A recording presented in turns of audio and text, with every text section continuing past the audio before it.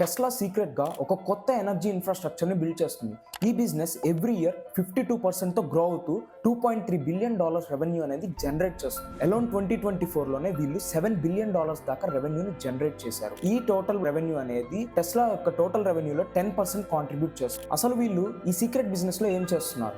వీళ్ళు ఒక కొత్త ప్రోడక్ట్స్ని లాంచ్ చేశారు, mega pack and power wall. వీళ్ళు ఓన్లీ బ్యాటరీస్ని మాత్రమే అమ్మట్లేదు, బట్ ఒక కొత్త ఇన్ఫ్రాస్ట్రక్చర్ని బిల్డ్ చేస్తున్నారు. టెస్లా యొక్క సోలార్ ప్యానెల్స్ ఎనర్జీని జనరేట్ చేస్తే పవర్ వాల్స్ వాటిని స్టోర్ చేసుకుంటున్నాయి అండ్ టెస్లా కార్స్ వాటి నుంచి ఛార్జింగ్ తీసుకుంటున్నాయి.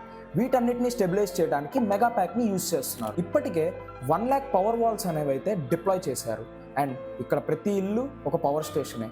ఎప్పుడైతే డిమాండ్ పెరుగుతుందో టెస్లా ఈ పవర్ వాల్స్లోకి ట్యాప్ ఇన్ అయ్యి అక్కడ నుంచి గ్రిడ్కి కనెక్ట్ చేసుకుంటుంది. నువ్వు టెస్లా కార్ కొంటే వాళ్ళ సోలార్ ప్యానల్స్కి ఇంట్రడ్యూస్ అవుతావు. వాళ్ళ సోలార్ ప్యానల్స్ ఉంటే వాళ్ళ పవర్ వాల్స్ యూజ్ చేయాలి.